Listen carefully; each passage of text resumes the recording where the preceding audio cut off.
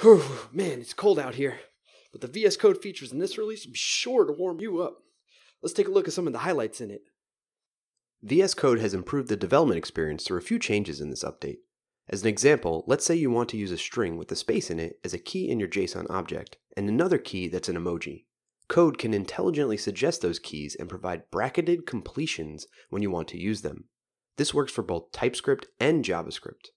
Another added benefit here is that if you have a common error found in multiple places in your code, you can quickly fix all of them through the lightbulb suggestions. In this case, we have two methods being used that haven't been implemented yet, and the quick fix will create them for us with some starter code. A nice touch that's included with this TypeScript support is that VS Code will include the this dot prefix when accessing property members, so you no longer have to worry about forgetting them. The File Explorer receives some nice touches in this update. First off is the ability to select multiple files at once.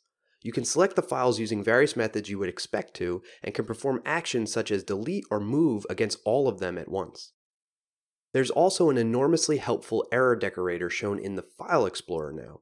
This allows you to quickly identify files that contain errors within them at a glance. This feature is going to save people a lot of time and, quite frankly, avoid some frustration. The VS Code settings search feature now allows for a fuzzy match, so if you don't know exactly what the setting name is that you're looking for, you'll still be likely to find the correct one. Ever have to change a file that required admin privileges on your machine?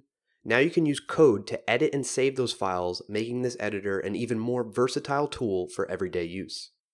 If you're working with images, you'll be pleased to know that you can zoom in on them directly in VS Code to get a better view of that pixel perfection. Last, but certainly not least, if you run into a problem with VS Code, you can quickly report it through the tool itself.